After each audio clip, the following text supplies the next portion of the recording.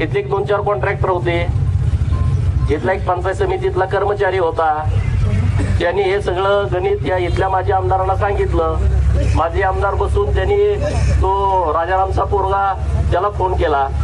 त्याला फोन केल्यानंतर सांगितलं की असं असं एक वडार साहेबांची आत्महत्या झाली आहे आणि मग आपण काय करायचं. तो म्हणला गोपीचंद पळकरचं नाव घ्या. हा म्हणला त्यांचं नाव मला घेता येणार नाही. तर तो म्हणला ठीक आहे, मी माझ्या ईश्वरपूरचा आहे, मी त्यांच्या घरनं फिल्डिंग लावतो. हा कोण म्हणतोय? राजारामचा पोरगा म्हणतोय. पर विषय काय आम्हाला माहितच नाही ना. तर राजारामच्या पोराला हे कळायला पाहिजे, 35 वर्ष तो आमदार आहे.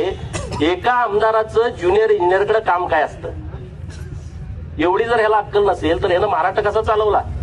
म्हणून मी नेहमी म्हणतो की हा बेअक्कल माणूस आहे, हा बिंडोक माणूस आहे. हा वारंवार दर 8 दिवसाला सिद्ध करतो की होय मी बिंडोक आहे.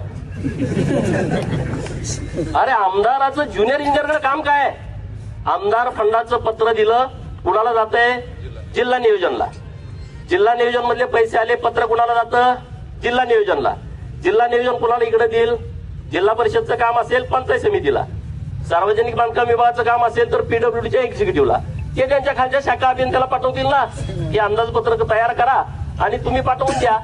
शाखा अभियंत्याचं काम अंदाजपत्रक तयार करणे आणि टेंडर झाल्याच्या नंतर ते काम करून घेणं, त्याची बिलं करणे, याच्या पलीकडे काहीच नाही. त्याचा ना आमदाराचा काही संबंधच येत नाही, काही संबंध येत नाही. ह्याला अक्कल नको. ह्याला काय करायचंय? गोपीचंद पडळकरला बदनाम करायचंय. अरे गोपीचंद पडळकर काय असा तयार झालाय का? असे लय अटॅक घेऊन मी इथं आलोय. 2-2, 3-3 महिने मी अशा प्रकरणामध्ये जेलमध्ये जाऊन आलोय. तुमच्या या प्रस्थापितांच्या सत्ता कारणामध्ये 2-2 महिने जेलमध्ये मी आज पण ते फेस करतो. माझ्यावरती आरोप केले जातात. जतला माणसं पाठवली कशासाठी? गोपीचंद पडळकरनं कुठल्या व्यापाऱ्याकडून वर्गणी घेतली का? त्यामधला एखादा व्यापारी घ्या आणि त्याच्यावरती खंडणीचा गुन्हा दाखल करा. अरे जयंत पाटला, तुझ्यासारखा भिकारी अवलाद गोपीचंद पडळकरची नाही. माझ्या ती धमक आहे कार्यक्रम करायची. तुझ्यासारखी ती अवलाद नाही. तू राजाराम पाटलानं काढलेली अवलाद मला अजिबात वाटत नाही. काहीतरी गडबड असणार आहे एवढ्या खालच्या लेवलला. आता माझा दांडियाचा कार्यक्रम आहे गरबाचा, ये माणसं पाठव, डोळं तिपून जाते तुझं कार्यक्रम बघताना. गोपीचंद पडळकरांचे स्टेटमेंटमुळे आता वाद निर्माण होतोय. खरं तर अशी देखील बातमी समोर आली की शरद पवारांनी पण तुम्हाला फोन केला होता. नेमकं असं आहे की गोपीचंद पडळकरांनी जे स्टेटमेंट केलं ते योग्य आहे असं माझं मत नाही.